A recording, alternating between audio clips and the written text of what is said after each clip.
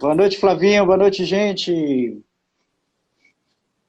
Boa Que noite, bom, Hugo. mais uma vez, estarmos juntos esse sábado, para a gente conversar um pouco mais sobre esse tema tão atual e importante que é o borderline. Flavinho, mais uma vez, obrigado, viu? Por essa parceria, da gente aproveitar essa hora aí para responder as perguntas do povo. Obrigado, grande prazer. Grande prazer, Hugo. Vamos lá. E você também que está assistindo, muito boa noite. Lembrando que essa live ela é interativa, então fiquem à vontade aí, podem perguntar, comentar e vamos nessa que a noite é uma criança, né, Flavinho? Quer fazer uma introdução, Flavinho? Assim, um panorama, vi até as perguntas aí que te mandaram, eu anotei aqui, a gente vai conversando. Certo, certo. Primeiro que esse é um assunto que se você pegasse aqui de 5 anos, pelo menos 5 anos para cá, pelo menos há uns 5 anos, esse não era um assunto que era conhecido do público geral, era um assunto da área psi. Era um assunto conhecido entre psiquiatras e psicólogos. Não era um assunto que era conhecido como é conhecido hoje do público geral. Eu não sei ainda por qual motivo, talvez pela incidência maior de casos atuais. Recentemente, 5 anos aqui no máximo para cá, é que o assunto do transtorno de personalidade borderline, também conhecido como transtorno limítrofe, passa a ser conhecido e passa a ser popularizado e socializado assim nos últimos anos. Não é, portanto, um assunto muito conhecido até então. Hoje, sim. Acredito que a hipótese mais provável seja essa, o aparecimento de muitos casos que não eram talvez tão assim conhecidos lá atrás. O transtorno de personalidade chamado borderline ou limítrofe, a gente pode começar chamando atenção para esse nome. O que quer dizer borderline? Borderline, line, linha. Border, na borda.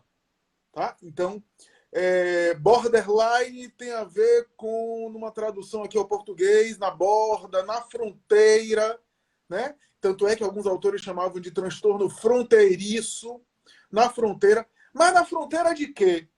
Na fronteira de quê? Aqui eu preciso fazer uma explicação. Como a psicanálise era muito popular, era muito em voga, não havia, sempre houve, mas não havia assim uma escola tão assim popularizada, tão predominante como a psicanálise. Como existe hoje? Hoje existem as terapias cognitivo-comportamentais, hoje existem várias abordagens terapêuticas que no passado não era. O discurso da psicanálise e a mentalidade da psicanálise é que vigorava. Então, qual era o entendimento? Possivelmente, eu não consigo localizar quem foi que deu esse nome, borderline, fronteiriço, também chamado no Brasil como limítrofe. Limítrofe é a expressão no português, transtorno de personalidade limítrofe. Aliás, parêntese, Hugo. Vale a pena aqui a gente chamar atenção para aquilo que eu já falei naquela nossa live sobre transtorno de personalidade. Quando eu falo que alguém tem um transtorno de personalidade, a gente abordou os transtornos de um modo geral, o borderline é um tipo de transtorno de personalidade. A gente está falando de um tipo de transtorno que é um transtorno do jeito de ser da pessoa. Então, é diferente de uma depressão. A depressão é o quê? É um transtorno do humor. O humor está afetado. A ansiedade é o quê? É um outro transtorno. Né? Transtorno bipolar é o quê? É um outro transtorno do humor. Agora, transtorno de personalidade tem a ver com o funcionamento do sujeito. Então, é o nosso jeito, aquele nosso jeito de ser. Então, a gente pode dizer que o borderline é um transtorno de personalidade, porque faz ele sofrer, mas a gente poderia dizer que o borderline é um tipo de personalidade. É um tipo de ser. É um tipo de funcionamento, se você quiser assim. Ainda que seja um funcionamento disfuncional. Me perdoe aqui o trocadilho, né? O paradoxo. Por quê? Porque é um tipo de personalidade, por isso que a gente chama de transtorno, é um tipo de personalidade cujo funcionamento causa mal-estar, causa sofrimento, causa algum tipo de prejuízo, e é por isso que é negativo. Mas assim, vamos lá, borderline, na fronteira de quê? Possivelmente foi alguma leitura psicanalítica, algum viés da psicanálise, e a psicanálise postulava e postula que existem grandes estruturas psíquicas. Uma vez você nela, é difícil de sair dela. Você trata e melhora, mas fica dentro dela. Quais são as grandes estruturas psíquicas da psicanálise? Estou falando aqui de maneira superficial, de maneira simples. Neurose, psicose e perversão. A perversão é, de alguma forma, aqueles transtornos que esbarram na lei, que tem algum conflito com a lei. O indivíduo sabe, mas o problema dele está, numa linguagem psicanalítica, está no imperativo superegóico, ou seja, no superego dele, que não limita ele nas ações que ele quer fazer. Então, já a psicose é quando ele rompe com a realidade, quando ele entra em desconexão com a realidade, ele tem alguma alteração com a realidade. E a neurose tem a ver com alterações de cor, tá? Ou seja, de intensidade. É para mais ou para menos, né? Então pense aqui que os neuróticos, numa visão da psicanálise, são os normais. A gente até brincava na faculdade dizendo neurótico, graças a Deus. Porque se não for neurótico, são os outros dois, né? Os neuróticos são chamados normais. Na verdade, Caetano tem razão quando diz que de perto ninguém é normal. Nem do ponto de vista do comportamento, nem do ponto de vista do cérebro, tá?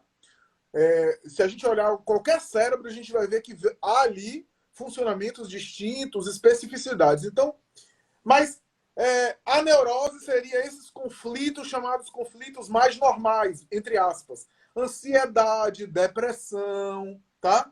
Todos esses conflitos considerados mais convencionais é da ordem da neurose. Medo, pânico, psicose. Psicose é aquele que já rompe. Então, surtos, esquizofrenia, o próprio transtorno bipolar, que tem características psicóticas, tanto é que era chamado de psicose maníaco-depressiva no passado, tá?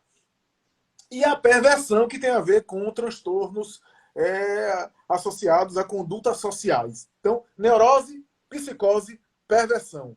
As duas grandes estruturas, tire a perversão, que a perversão é um pouco assim, outside, é um pouco assim, o Coringa, sabe o filme O Coringa? Tá. Pegue só as outras duas, que são as outras duas mais conhecidas, neurose de um lado e psicose do outro. Eu tinha um professor que dizia assim, o psicótico, você apresenta a ele um círculo, ele vê quadrado, ele vê retângulo, ele vê triângulo. Já a pessoa neurótica, por exemplo, se estiver deprimida, ele vê o círculo, vê o círculo. Ele não altera a forma. As formas continuam as mesmas. Mas ele olha o círculo mais preto e branco, mais carregado de tintas. Por isso que eu estou falando de cor. Na neurose, eu não me desconecto com a realidade, mas eu coloco tintas com as cores da minha emoção. Ansiedade, depressão e assim por diante. Pronto. Essa explicação inicial é para dizer o seguinte. A leitura que se fez do borderline, a explicação que se fez do borderline inicialmente foi que o borderline estava na linha, daí limítrofe, borderline, line, na linha, ou limítrofe, no limite. Limite de quê? Da neurose para a psicose. Estaria no limite entre a neurose e a psicose. Borderline é esse traço que estaria entre a neurose e a psicose. Essa era a leitura que se fazia graças a uma influência da psicanálise. Você sabe que a psicanálise é uma teoria que eu considero sumamente admirável.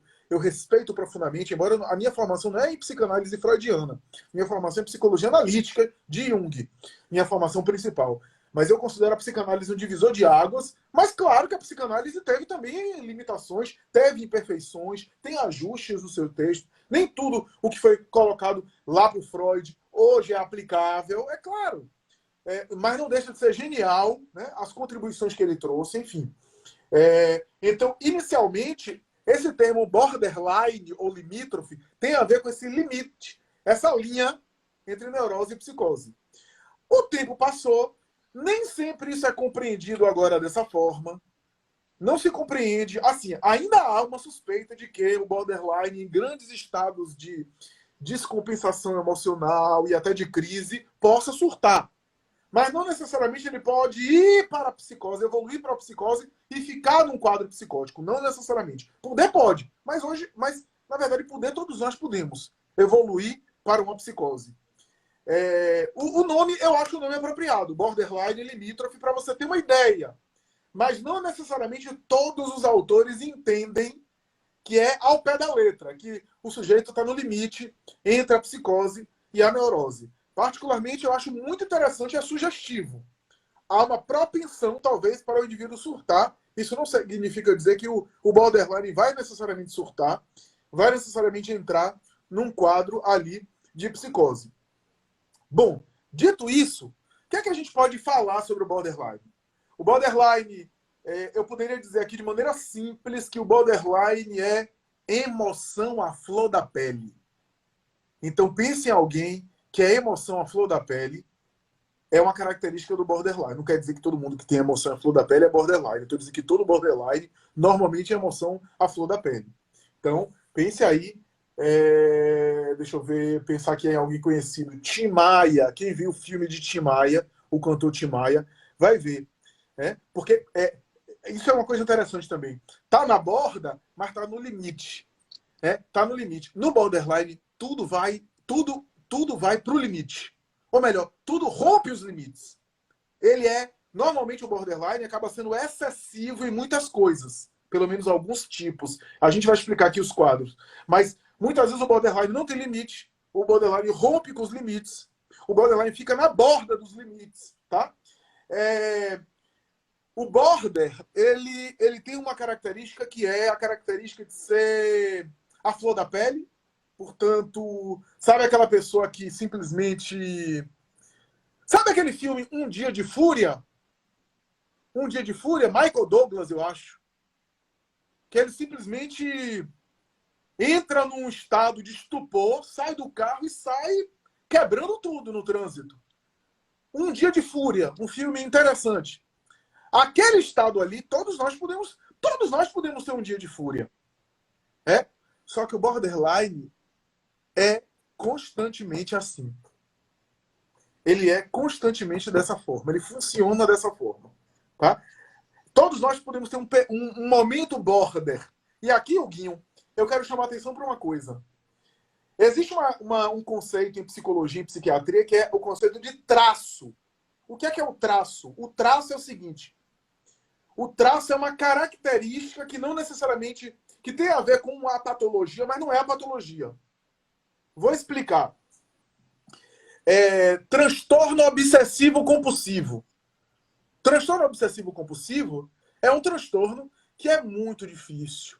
É um transtorno que o paciente sofre muito. É um transtorno que dá trabalho, inclusive para tratar. É um transtorno que ninguém quer ter. TOC, transtorno obsessivo compulsivo, ninguém quer ter.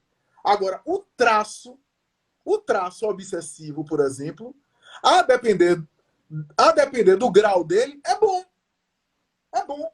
Por quê? O obsessivo compulsivo não tem ritual, ele não faz ritual, faz o ritual das coisas, repete, checa, verifica, sofre com aquilo, passa horas verificando, fazendo o ritual de conferência, né? Volta, se é da limpeza, limpa várias vezes, não está limpo ainda, faz o ritual. Isso é sofrido.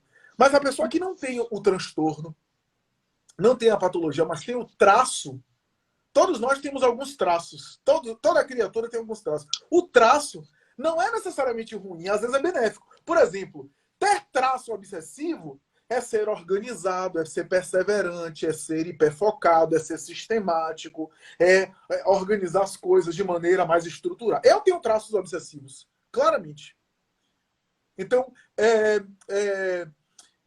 você, por exemplo, você ter um transtorno histriônico é muito ruim. Né? Porque você normalmente sente demais, você necessita verbalizar aquilo que você sente demais, você passa uma ideia de que você dramatiza demais, que você teatraliza, que é o que normalmente as pessoas que têm um familiar com transtorno histriônico falam, tá fazendo drama. Né? Só que se você tem um traço histriônico, você pode ter um traquejo social de lidar com os outros. Boa parte das atrizes famosas tem traços histriônicos. Então, o traço não é ruim. Ter traço border pode ser bom para a pessoa, pode ajudar a pessoa nas relações interpessoais, nas relações emocionais. Não é necessariamente ruim ter o traço. Agora, o transtorno borderline, aí sim é algo que causa sofrimento. Sofrimento, ele sofre e as pessoas ao redor sofrem com ele. É muito comum as pessoas se queixarem do borderline, dizendo que a vida delas se tornou um inferno. O borderline não é um psicopata, tá? O psicopata, o chamado transtorno antissocial, é o contrário. O transtorno de personalidade antissocial, ele é frio, normalmente ele é racional e ele é menos emoção. Ele é quase nada emoção. Digamos aqui numa linguagem mais simples, 0 emoção e 100% razão. O border é o contrário. É 100% emoção e 0 razão. Ele é emocional. Mas é claro, se você é emocional, você às vezes faz mal ao outro. Faz mal ao outro sem querer. Faz mal ao outro sem pensar. E às vezes quando faz mal ao outro, quando briga, quando explode, depois sente mal, fica numa ressaca moral, pede desculpas, se arrepende. E é sincero. A maioria dos borderlines são pessoas do bem. São pessoas do bem, comprometidas com ética. São pessoas que têm valores. Né? São pessoas que estão voltadas, né, para algum tipo de desejo de se melhorar. Né? Mas tem essas características que acabam enfiando os pés pelas mãos, acabam, de alguma forma, machucando a si mesmas e aos outros, por conta dessa hiperatividade. Normalmente, o borderline explode facilmente. Essa é uma das características do border. Eu vou citar, pelo menos, Hugo, 5 características. 5, tá? A primeira característica que eu diria é instabilidade. O border é instável, tá? Valorização, desvalorização. Valorização, desvalorização. Então, assim, o border, se uma mulher ou um homem border, o transtorno é mais frequente no público feminino. Tem mais mulheres borderlines do que homens, tá? Assim como há sociopatas mais masculinos do que femininos. Há muito mais borders femininas do que masculino, né? O border, ele tem uma instabilidade, esse é um dos primeiros sintomas. Instabilidade emocional é um dos primeiros sintomas dele. Então, se ele conhece você agora, se eu sou um border e conheço você, eu vou achar você o máximo. Poxa, o Hugo é o máximo, tão brilhante, faz live toda semana, é um cara bacana. Eu vou ver em você um monte de características positivas. Até vou colocar características em você que eu estou enxergando. Né? O border é assim. No momento em que você falar alguma coisa que eu não gosto, no momento que você tocar em algum assunto que me contrarie, no momento que você me negar alguma coisa, você não presta, não vale nada, você não é uma pessoa confiável, você é do mal. Então, o border... E é interessante porque o terapeuta tem que estar preparado para isso, porque o border romantiza e idealiza o terapeuta é o máximo, é uma pessoa do bem, uma pessoa fantástica. E, ao mesmo tempo, depois demoniza, não presta, não vale nada, não soube entender meu problema. Isso é muito comum nos transtornos borderline. O terapeuta tem que ter paciência. O border tende a fugir, tende a sabotar e a abortar as terapias, tá? Tende a não ficar muito, porque uma das características do border é ter sentimentos crônicos de vazio, sentimentos de tédio. De vez em quando ele tem sentimentos de tédio. Essa é uma característica, tá? Explosão por coisas banais, tá? Explosão por coisas banais. Então, sei lá, não achou o carregador do celular, explode e quebra tudo. Né? Tá A Bárbara falou aqui, e a ó. pessoa se atrasou. Hoje tá cheio. Hein? A Bárbara falando aqui que, ou seja, hoje tá cheio de border por aí.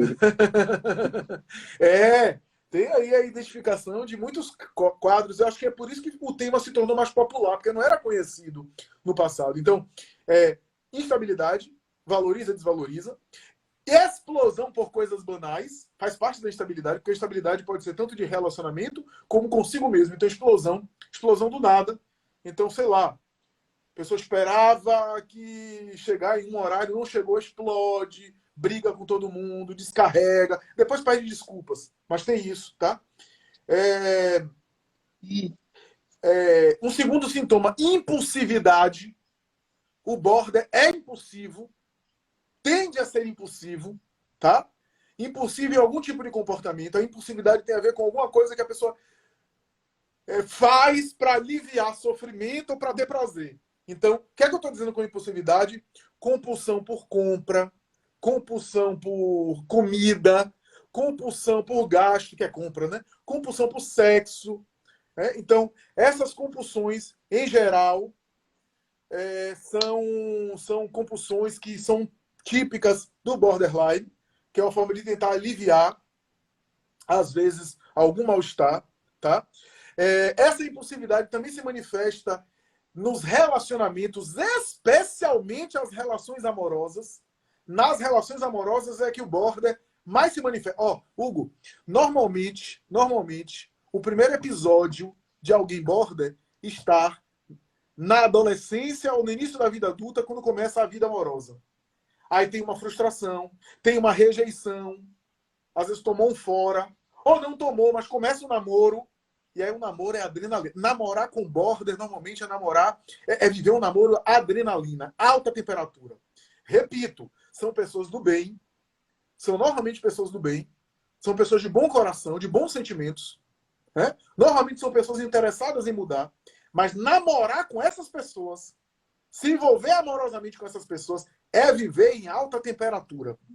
É viver, muitas vezes, em intensidade. O diagnóstico não é fácil. Às vezes demora anos para diagnosticar um borderline.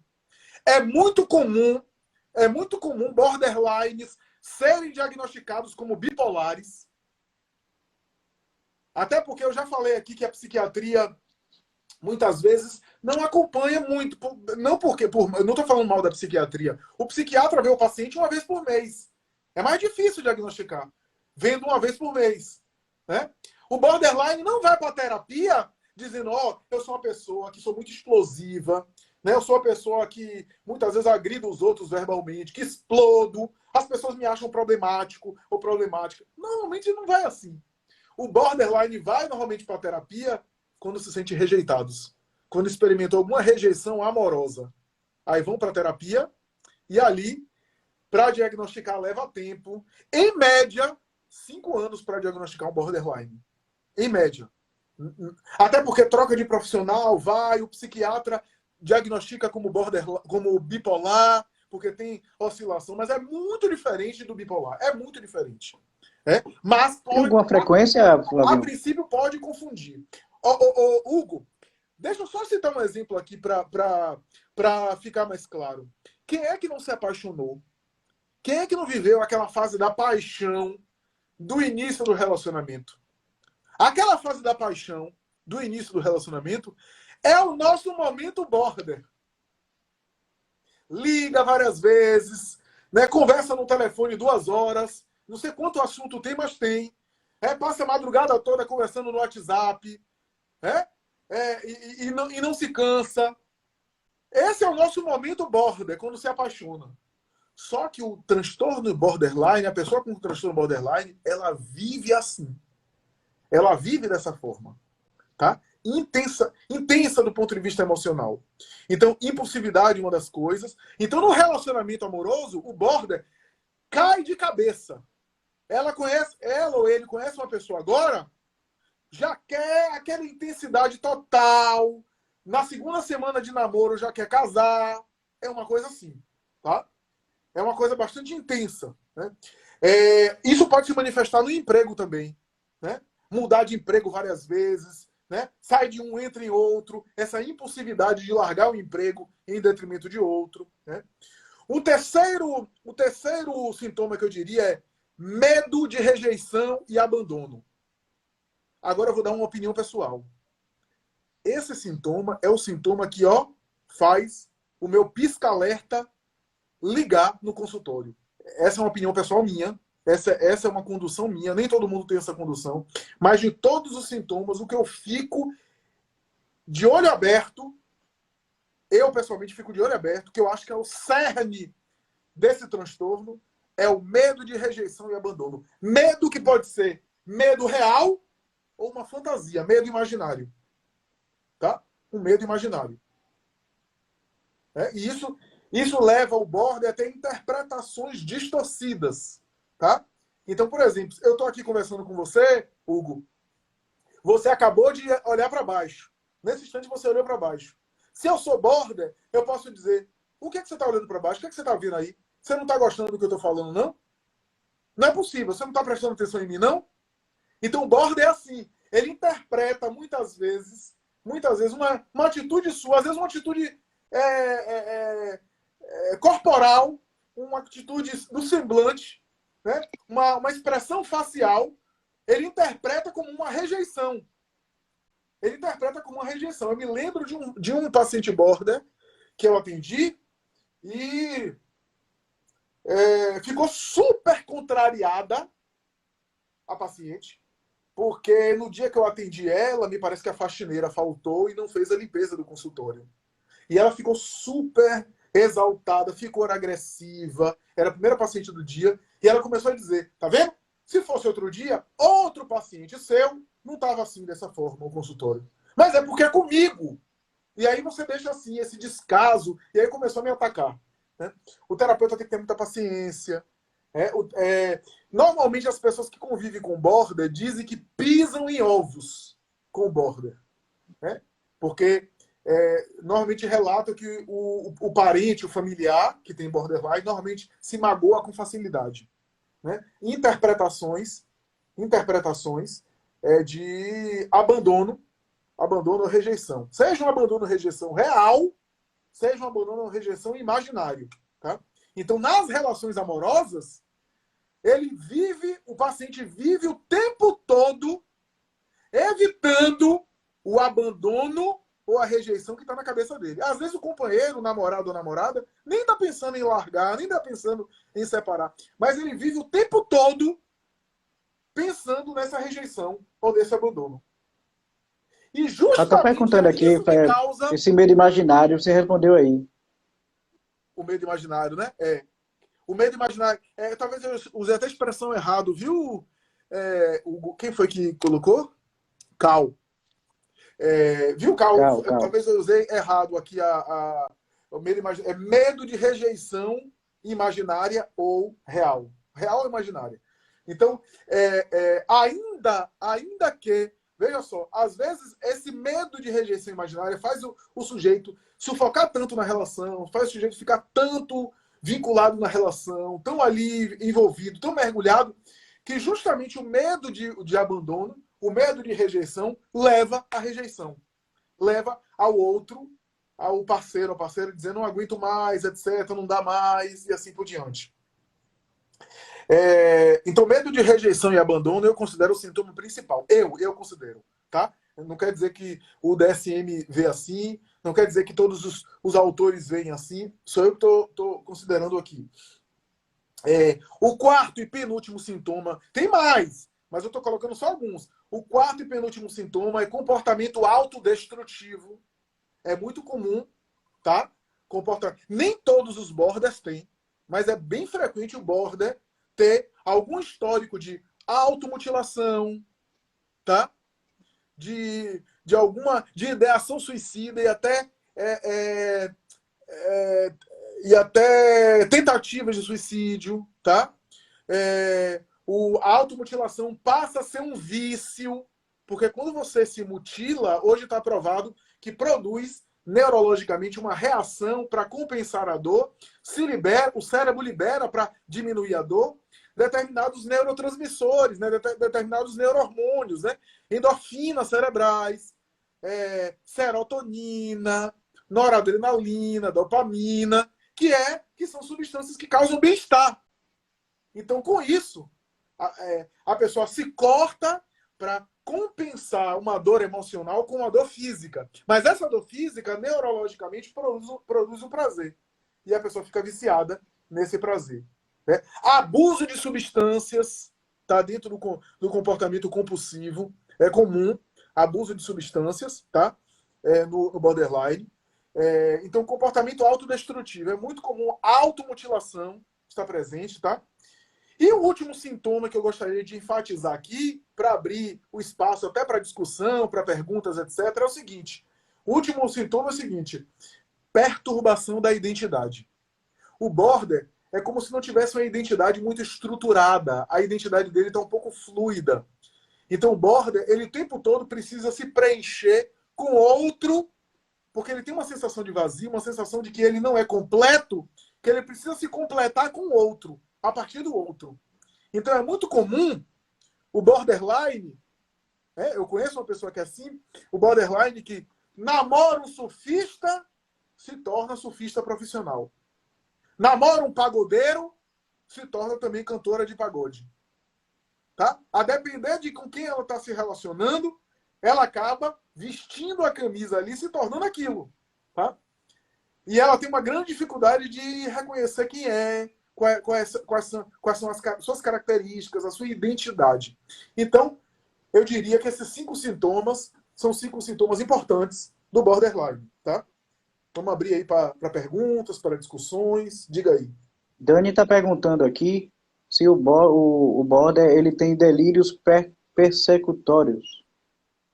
É comum. Seria isso. É comum ter delírios persecutórios. Por exemplo, o exemplo que eu citei aqui com você, Hugo, de você olhar para baixo e se eu sou um border eu achar que você não está gostando do que eu estou falando, esse é um delírio persecutório. Tá? Ou um delírio persecutório mesmo, de querer me pegar, de querer me fazer mal. É um delírio persecutório mais claro. Sim, sem dúvida nenhuma. A tendência, né, a interpretar de maneira agressiva, muitas vezes, a atitude alheia. Não gosta de mim. Na verdade, é muito mais não gosta de mim, me rejeita, do que persecutório. O persecutório, no sentido da esquizofrenia, por exemplo, paranoide, né? Estão me perseguindo, querem me matar, né? Tem agentes infiltrados aqui que vão me pegar e vão me matar. Isso é mais do delírio da psicose. É o delírio mais grave da esquizofrenia. No border, existem delírios, porque o que é o delírio? O delírio é uma interpretação distorcida. Né? É uma interpretação distorcida.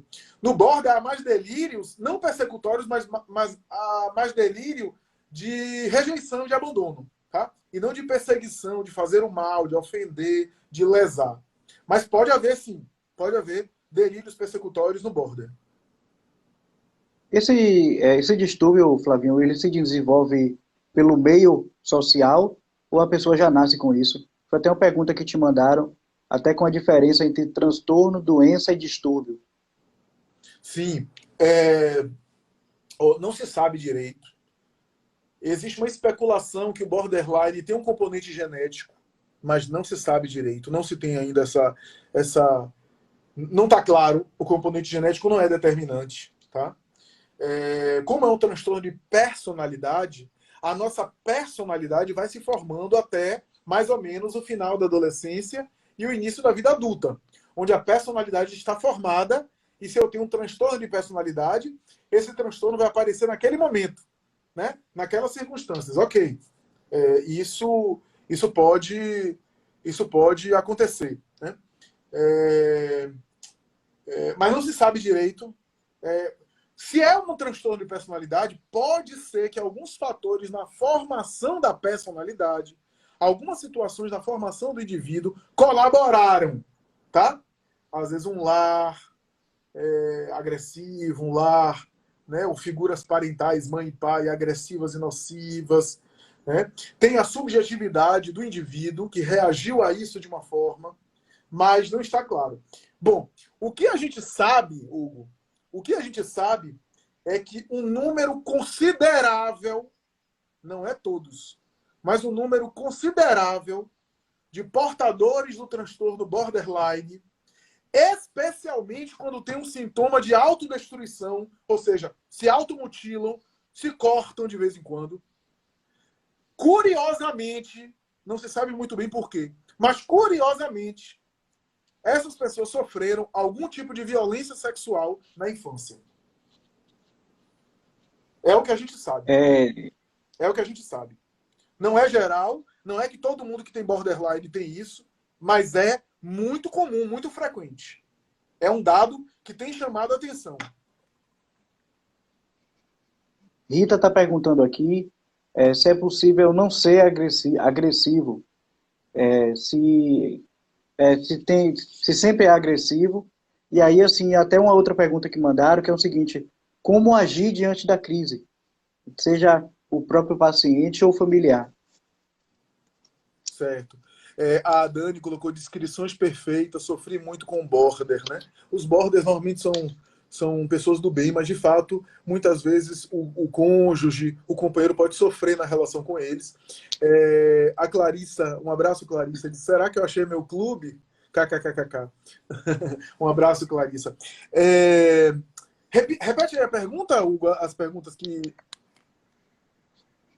fizeram. Foi Rita que fez a pergunta, se é sempre agressivo, se é possível não ser agressivo, no caso do paciente, e como lidar, né? Assim, já foi uma outra pergunta que é parecida, como lidar com a crise do paciente, seja o próprio paciente ou um familiar, alguém próximo. Não entrar em bate-boca, não se alterar, ter muita paciência, amparar e deixar a crise passar. É uma questão de deixar a crise passar. Não adianta ficar discutindo muito ou dialogando muito. E a agressividade, Rita, é algo comum no borderline, mas não precisa ser obrigatório necessariamente, tá? Deixa eu só adicionar uma coisa aqui. Existe alguns borders. Aqui tem uma diferença. Tem transtorno borderlines. O comportamento clássico é a agressividade para fora, tá?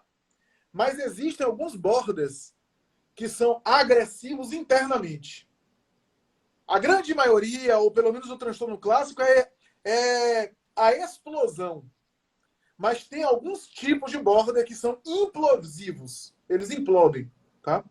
Isso é importante falar porque tem alguns casos de borderline que a pessoa não sai por aí explodindo, quebrando tudo e assim por diante. Mas é comum, é frequente no borderline.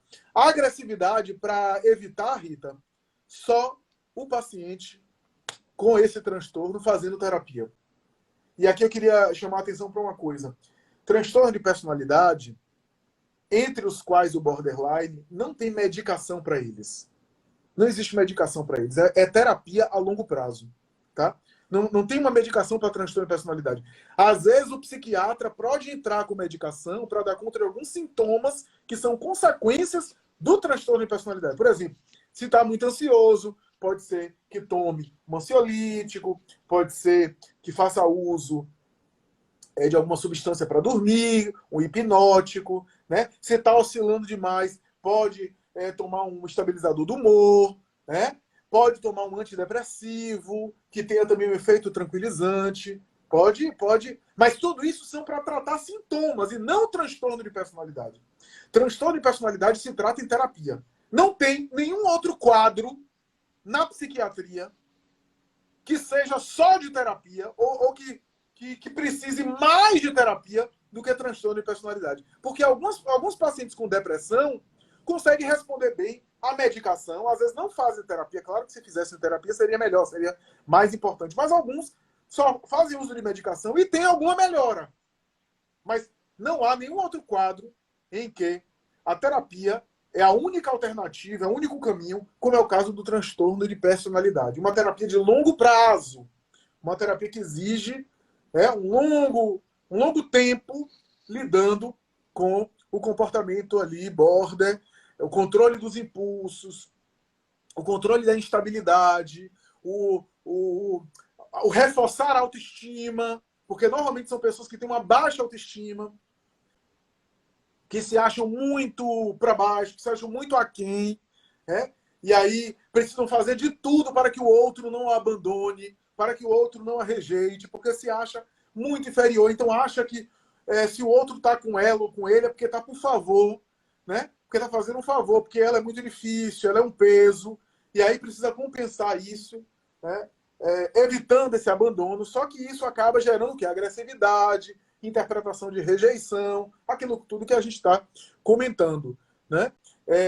Deixa eu só dividir aqui. Ó. Transtorno e distúrbio normalmente são usados como sinônimo. Doença não é muito usado na área mental. Por quê? Porque o conceito de doença é o conceito de um quadro que você tem um fator que desencadeou, tá? Claro, você tem um tratamento para aquilo e você tem um prognóstico certo, um prognóstico claro, que, a depender do tratamento, tira a pessoa daquela situação e volta à situação original antes. Então, bactéria na garganta, eu sempre cito esse exemplo. Bactéria na garganta, infecção. Qual é a causa da bactéria? O que fazer? Tomar antibiótico para matar a bactéria. Aí você toma um antibiótico, mata a bactéria, você volta ao estado anterior, antes da infecção. Em saúde mental, primeiro que você nunca volta ao estado anterior. Quando você passa por algum sofrimento emocional, um sofrimento psíquico, você nunca volta ao que era antes. Você pode se tornar até melhor, mas você se torna alguma outra coisa.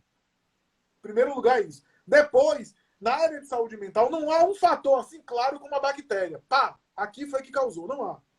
Há fatores, há indícios, há probabilidades, a coisa muda de pessoa para pessoa, né? E por isso a gente fala de transtorno, porque não se tem uma causa clara, né? E nem um prognóstico claro do que vai ser, do que vai dar. Cada caso responde de uma forma, né?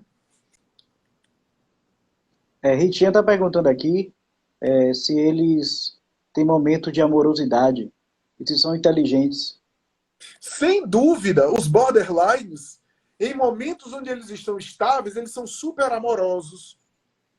Super amorosos. São ótimos amigos. São amigos fiéis. Tá? Agora, nas relações íntimas, especialmente nas relações amorosas, eles fazem sofrer. Eles fazem as pessoas ao redor sofrer. Mas são ótimos amigos, são leais. Né? São pessoas que... Sabe aqueles grupos mulheres que amam demais? Ó, o que tem de borderline ali, ó, é muito. Tá? Porque é justamente isso. Eles têm muito afeto. Quando estão estáveis, eles são super amorosos. Eles são dedicados. Tá? Eu estou falando em mulheres, mas há homens borderlines. E aí o comportamento agressivo é mais preocupante. Às vezes os traços obsessivos são maiores. Às vezes a patologia de rejeição e de ciúme é um fantasma muito acentuado que se manifesta em comportamentos masculinos mais agressivos. Né? Então, mas sim, eles amam, etc. Hugo, teve uma pergunta lá atrás, não sei se você viu, que a mesma Rita falou o quê, meu Deus? Deixa eu ver se eu me relacionei com uma pessoa exatamente assim. Quase tudo que você falou eu identifiquei nele. Exatamente isso, exceto a agressividade. Eu nunca percebi nele, no comportamento destrutivo e só. Exato, é o que eu falei. Tem quadros em que a pessoa, o borderline, não tem agressividade. Lembremos que um transtorno, para ser transtorno, tem que preencher alguns sintomas, né? Entre os quais eu citei aqui.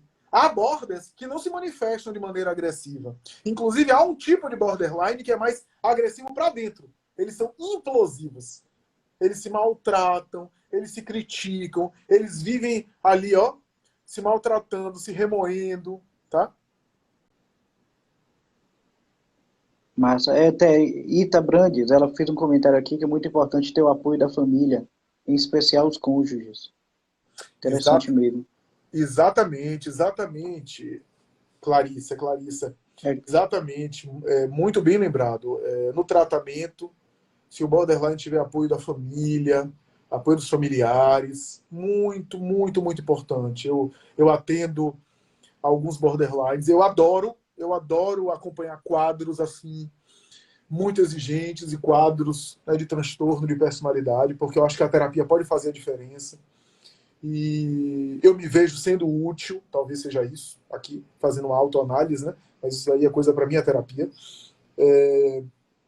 Mas eu me vejo sendo útil, né? E eu atendo alguns casos. Então, quando eu vejo, por exemplo, jovens adolescentes, né, que às vezes estão quebrando pau em casa, aquela coisa, e os pais não compreendem tudo. E aí a gente vê, atende, aí a gente conversa com elas, às vezes elas trazem os pais, aí fala com a família começa a se engajar. É muito interessante como o processo pode ser muito diferente, pode ser muito mais harmônico, né? E aí o paciente começa a melhorar, começa a responder à terapia. Lawanda está perguntando aqui se o mau humor é um sintoma. Você até falou aí, né? Que tem ligação. Tem ligação. E calma. Não é assim, o Tá. mau humor não está listado no DSM, porque é um tipo de emoção momentânea. O DSM coloca mais os sintomas que são traços mais frequentes, né? Mais permanentes. Então, mas é comum, não é que o mau humor é inerente, né? E claro, o mau humor está presente em vários outros quadros, né? Inclusive a distimia. A distimia é uma espécie de prima do segundo grau da depressão, né? É um quadro de humor, é um transtorno do humor. A distimia é muito mais frequente um mau humor constante. Né? Na distimia, por exemplo, sabe aquele sujeito que não ri nunca, aquele sujeito assim, sempre sério? Normalmente é um quadro de distimia. Tá? Na distimia, o mau humor é mais frequente. O border não está listado como uma característica, um traço permanente, porque o mau humor é uma emoção que pode ser momentânea. Mas sim, é frequente o mau humor estar presente no borderline, porque ele se sente rejeitado, ele fica agressivo, né? Mas aí ele oscila para agradar o outro, né? Para ir atrás, para reconhecer e assim por diante. Né? Carl Lúcia está perguntando aqui se eles têm consciência que são assim. Diz que se reconhece a sua condição border. Muitas vezes não. Muitas vezes eles acham que isso é deles, é o temperamento deles, eles são incompreendidos, as pessoas não compreendem eles, tá? Muitas vezes não. Mas é muito comum, na terapia, a gente ir chamando atenção, porque é muito difícil, eles estão mergulhados. É muito difícil sair dali e olhar e achar, e ter uma consciência crítica sobre o que se faz. Né? Quando a gente... Sabe aquela coisa de ficar cego de raiva? Na hora que você fica cego de raiva, você não raciocina.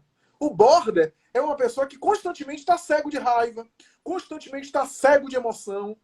Ele vive de maneira hiperativa do ponto de vista emocional. Não é de intelectual. É emocional. Ele vive a flor da pele. Então é difícil ele raciocinar sobre isso. Mas é muito comum na terapia, quando o terapeuta percebe os sintomas e começa a conversar com eles e começa a construir. Eu prefiro construir o diagnóstico com o paciente, tá? E não impor. Eu já sei que o seu diagnóstico é tal.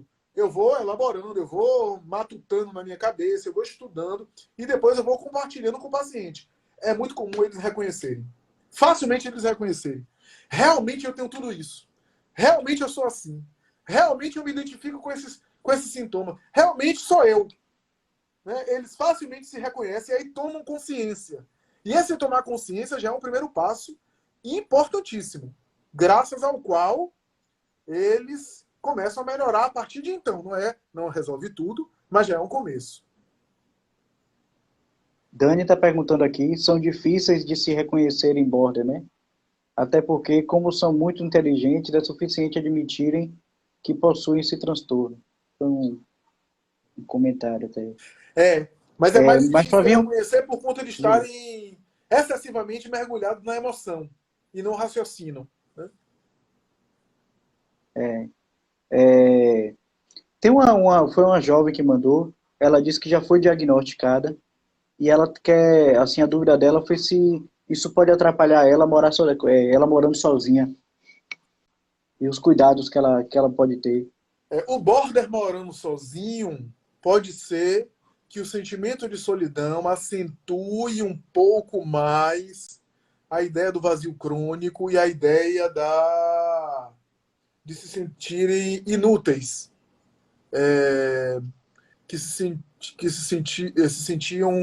se sentem desprezados. Esse sentimento de desprezo, de rejeição, podem ficar mais acentuados, tá? Então, existe um risco maior do paciente borderline sozinho pensar mais em suicídio. De fato tem. Mas isso também vai variar de caso para caso, tá?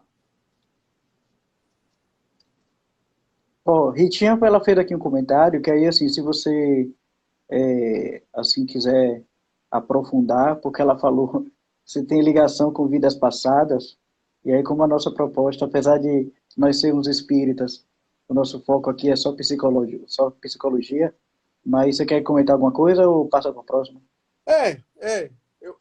Como esse trabalho aqui é um trabalho que envolve outras pessoas que não são necessariamente adeptas de crenças religiosas nenhuma. A gente tem nesse espaço aqui, que é mais para produção de conteúdo psicoterápico e psicológico, pessoas que são ateus, pessoas que são de religião católica, religião evangélica, religião budista e também espíritas. O cuidado de a gente produzir esse conteúdo aqui sem necessariamente fazer um viés religioso. Mas eu diria quem foi que perguntou? Porque eu nem sempre consigo acompanhar aqui. Rita. Eu diria, Rita, que do ponto de vista da visão que os espíritas e que a religião espírita tem, sim, tem um fator importante que pode ser abordado aí em outro conteúdo. O que a gente tem na área terapêutica, porque eu não vou aprofundar muito a visão religiosa aqui, o que a gente tem na área terapêutica que é importante enfatizar é que as terapêuticas transpessoais, inclusive faz parte da pergunta da Rita, envolvendo, por exemplo, terapia de regressão de memória, né? Que a doutora Maria Júlia Prieto Pérez, aqui no Brasil, e o doutor Maurice Nerferson, no século XX, na década de 60, chamava de terapia de vivências passadas, que pode haver algum fator ali, que pode induzir algum fator, que pode associar algum fator, mas que eu acredito que seja mais, do ponto de vista terapêutico, mais encaminhado numa terapia psicológica convencional mesmo. As terapias de vivências ou de regressão, os terapeutas, por exemplo, Edith Fiore, Maurice Nerferson, Dennis Kelsen, Helen Wambach, os grandes teóricos das terapias de regressão, eles defendem a Dina Cerminara também, estou lembrando um monte de nome aqui, né? Dina Cerminara, entre tantos outros, eles defendem a ideia de que as fobias e alguns casos de transtorno do pânico que não conseguiram responder bem à terapia convencional têm nessas terapias regressivas um efeito interessante, um efeito importante. Então, eu acho que vale a pena pensar, mas eu acho que vale a pena pensar primeiro num tratamento mais convencional, porque faz parte da estruturação da personalidade do sujeito aqui e agora, né? O borderline, Flavinho, ele quer dar conta de tudo. Isso, o perfeccionismo, assim, tem ligação com tudo isso. Até porque teve uma pessoa que estuda para concurso que teve essa dúvida de se essa pressão de concurso pode atrapalhar. Na verdade, o borderline ele se sente muito inferior, às vezes se sente muito aquém. Não sei se é dar conta de tudo no sentido de arrumar tudo, de organizar tudo à sua frente. Não sei se é de dar conta de tudo isso.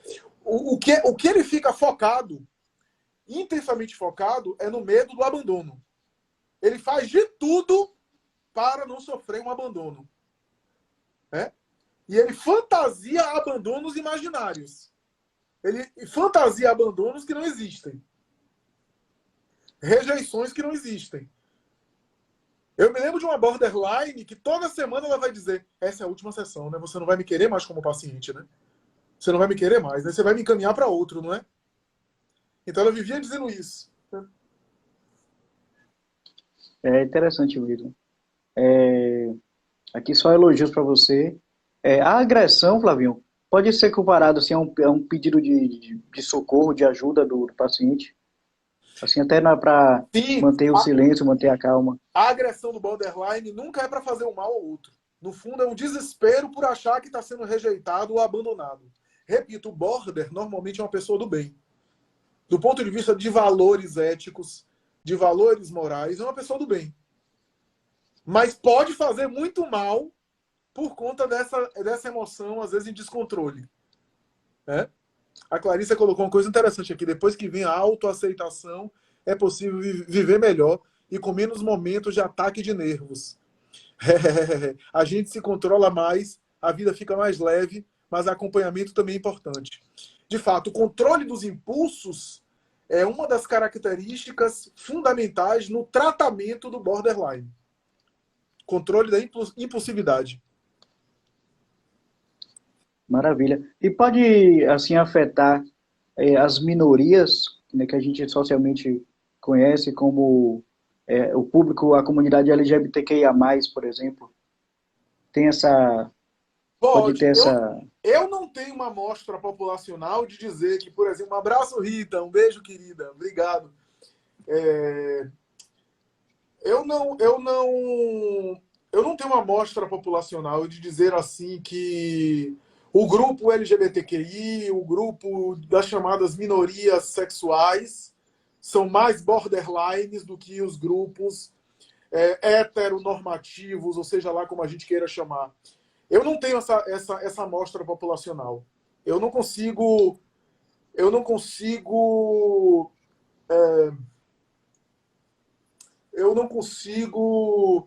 dizer que, por exemplo, há uma incidência maior em casos de borderline em, por exemplo, trans, gays ou lésbicas. Eu não consigo... Eu não vi isso no consultório, então eu não consigo ver. E eu não conheço na literatura um estudo desse que aponta para isso. Eu acho que está diluído. O que a gente tem é que é mais frequente em mulheres. Aqui a gente pode examinar esses dados. É mais frequente em mulheres, porque as mulheres tendem a ser tendem a ter mais emocionais, né? Tem uma emoção mais acentuada, até um repertório emocional mais rico, e o homem ser mais fechado, ser menos emocional, menos expressar a emoção. Então o transtorno se desenvolve mais em mulheres por causa disso? Não sei. É uma hipótese.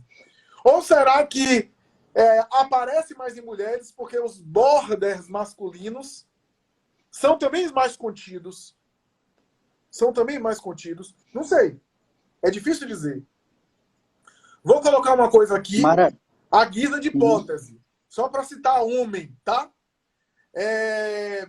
Às vezes eu vejo alguns quadros, alguns casos de diagnóstico de bipolaridade, como eu já falei no início, que às vezes parece mais borderline. Por exemplo, o boxeador Mike Tyson, quem conhece a história de Mike Tyson e viu de vez em quando as explosões dele, os paranauê que ele entrou, os bafafá que ele entrou, de bate-boca e até de agressividade, me parece muito mais típico de border. Tá? Muito mais típico de border. Vocês lembram de um jogador da seleção brasileira que jogou no Palmeiras, que era conhecido como o Animal? Me chama a atenção, às vezes, ali pelo menos um traço border. Né? De sair, bater, né? Perder a cabeça facilmente.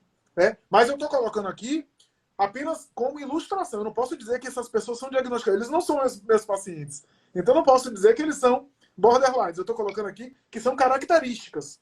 Né? Que são comportamentos característicos. Eu não posso dizer que eles são, porque eu não atendo eles. Né? Bom, se eu atendesse, eu também não podia dizer. Mas é isso. Maraísa, Flavinho, está perguntando aqui se a maternidade pode ajudar ou piorar o quadro. E antes, Dani perguntou se ser manipulador é do border.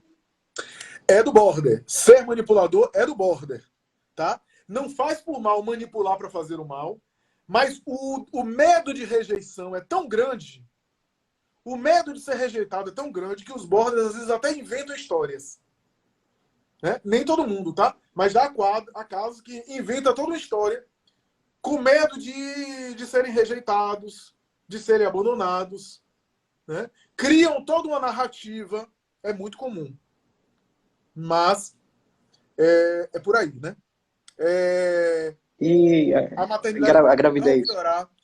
Poxa, Maraísa, um abraço em você. Boa pergunta, Maraísa. Boa pergunta. Por que boa pergunta? Porque, em geral, os borders podem ser dedicados, enquanto mãe e pai podem ser excelentes mães e pais. Às vezes, o border tem uma tendência, tem uma propensão de ser uma excelente mãe ou um excelente pai. Tá? Porque são dedicados. E como às vezes a explosão e boa parte dos comportamentos inadequados aparece na vida amorosa, na vida de relação, às vezes é com o marido, com o namorado, com o companheiro, que o bicho vai pegar, que vai haver atrito, que vai haver explosão, e não com os filhos. Não necessariamente com os filhos. Porém, esse comportamento na vida afetiva pode prejudicar os filhos, pode afetar o filho. Uma mãe ou um pai border pode também ser muito nocivo para o filho, para a criança, no sentido de querer transferir isso e, de alguma forma, desenvolver também a ideia da rejeição, do abandono em relação ao filho, né? A impulsividade. Mas, então, eu acho que é um signo aberto. Eu acho que pode melhorar. Eu acho que pode até ajudar o quadro, sim.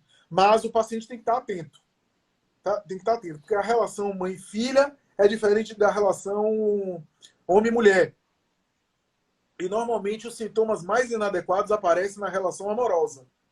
Né? Mas, nessa relação amorosa, a mãe border pode ser prejudicial ao filho. Por quê? Porque bota o filho no meio.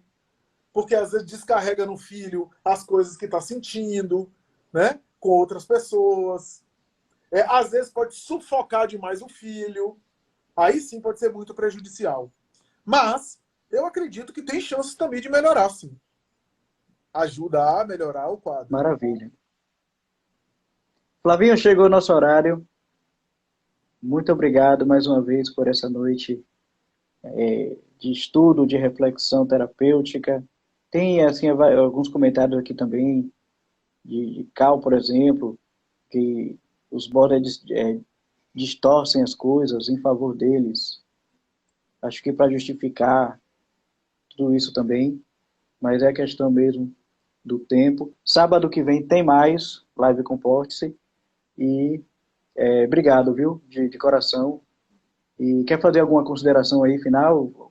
Finalizar alguma coisa? Eu acho que a gente conseguiu abordar o tema de maneira eficaz, né? Eu queria só deixar algumas sugestões, né? Eu acho que o livro Corações Descontrolados, de Ana Beatriz, é uma boa indicação, a psiquiatra Ana Beatriz. Melhor dizendo, perdão. Corações Descontrolados é a versão antiga, tá? Se vocês forem procurar Corações Descontrolados, vocês não vão encontrar. Ela mudou o nome. Mentes que Amam Demais, tá? Sobre o transtorno borderline. Acho que vale a pena, é bem fácil, bem tranquilo. Ela examina algumas personalidades. Eu não concordo muito com a ideia de que Marilyn Monroe e aquela que tinha um olho violeta, aquela mulher belíssima, lindíssima, que fez Cleópatra, Elizabeth Taylor, não está claro para mim que ambas são borderlines, mas ela coloca como tal. Mas isso pouco importa, é sua opinião. Ela fala de Tim Maia, que eu concordo perfeitamente. Amy Winehouse, para mim, é o quadro típico da borderline. Amy Winehouse, tudo dela era demais, era intenso, tá? Então, os Corações Descontrolados, como também Hoje Mentes que Amo Demais, né? Maraísa leu, não foi, Maraísa? Ótimo livro, ótimo livro. E Garota Interrompida, um filme, se quiser uma indicação, Garota Interrompida, onde a personagem de Diana Ryder faz uma borderline e que conhece, internada numa clínica psiquiátrica, ela se interna, e ela conhece a personagem de Angelina Jolie, que faz uma sociopata, tá? Então vale a pena esse filme, Garota Interrompida. Maravilha. Você que assistiu também, muito obrigado. Sábado que vem tem mais, segunda-feira tem Evangelho no Lar, todos convidados. E até sábado que vem, mais uma vez, Flavinho, obrigado, viu? Obrigado, querido. Boa noite a todos, um abraço em todos e até a próxima.